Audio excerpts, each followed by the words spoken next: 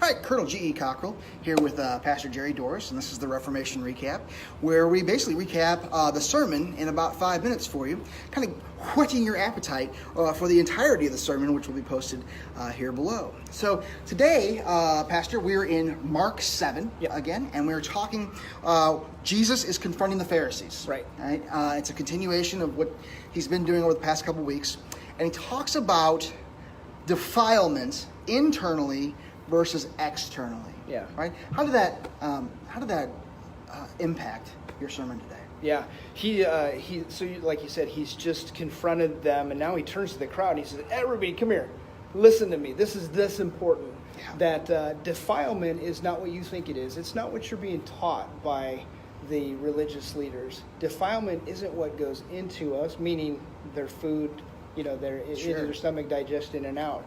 What defiles us is what comes out of us, and it helps us. It helps the church. It helps them to identify where the battleground is, what the issues are at stake. Because you can go away believing that I'm okay if I don't outwardly sin, but inwardly I can be distant from God. I can sin against Him. I can do all of these kind of things, and that doesn't matter. I can give my heart a pass. We do that. We do that with the lost. Yes. I gave an example of a lost person that I had recently spoken to who was clearly at the bottom of their life, but still professes giving their inside a pass, saying, "I'm okay. I'm good inside," and where in reality they're not. One of the most explosive lines that you had in your sermon today, right, was the idea that our internal sin defiles us as much as our external sins. Yeah. And that goes completely against what our culture teaches. Yeah. Right? That as long as I look the part and keep the rules and don't do X, Y, and Z, I'm good with God. But that's just the same thing the Pharisees were doing. That's right? Moralism. Yeah. Moralism is just clean the outside of the cup. Don't worry about the inside of the cup. For sure. Yeah, that's a big problem even in the church, because a lot of times moralism is what's taught, is that outward conformity, looking good, and we can give the inside a pass. Jesus does not. Yeah. He gave two examples in Matthew 5. The one was anger. Sure. Something I cannot control. I say, I've got anger issues. I'm Irish. I'm Irish, man. I'm generally an angry person. Right. Well, your anger can lead you to hell. Yes. And then just a few verses later, in verse 27 of Matthew 5, he talks about lust. Our sexual desire is viewed as the same as actually performing those acts. And who's not going to say, "Well, I'm a red-blooded American man. Of course, I'm going to have desires for other women. I can't help it." That kind of stuff. No, Jesus says that you're going to be condemned for that. You are defiled for the way you think. Mm-hmm. So. Yeah, it puts us in the same category as homosexuals. Absolutely. Right?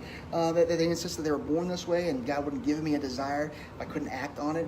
I'm a red-blooded heterosexual man. Yeah. Right? And I have desires, right, that I cannot act on.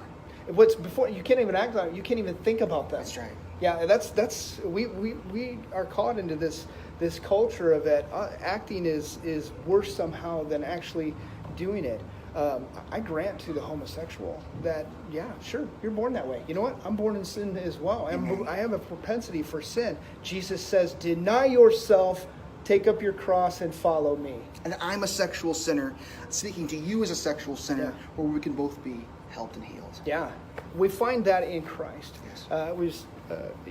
There's two messages here. There's one for the lost. The lost is, listen, you are defiled. And that defilement, according to Revelation 21:8, means your eternal torment in hell. Yes. That's heavy stuff, but it's what the scriptures teach. It's not just there. We know that sin separates us from God. We know it warrants judgment from God. We know that it's going to result in hell. So what do? I can't clean myself up. I'm stained. Ever pick blueberries from a tree?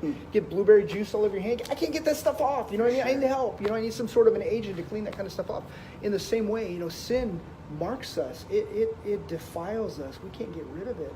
We need somebody who can do that for us. And fortunately, in Christ, we're introduced to the person that can remove our sin and make us righteous and reconcile us to God. That's the message to the lost. To the saint who's struggling with sin. Yeah. Where do you battle? I battle in the heart. My sin that I see outwardly breaking out in my life has been festering inwardly because of my distance from God. Sure. Because when we're near to God, we are strong. We are fighting our sin. Washer says it, and I kind of paraphrase what he was saying here this morning. Is it so surprising to you that you're having you're battling with sin when you're weak in the Word, you're weak in prayer, you're weak before the Lord, you're not in with Him? Is it a surprise to you? You know, no doubt about it. Yeah. Well, thank you for that admonition this morning, both to the lost person and to, like you said, the saints. And so we will continue on in Mark next week, God willing. And Praise God.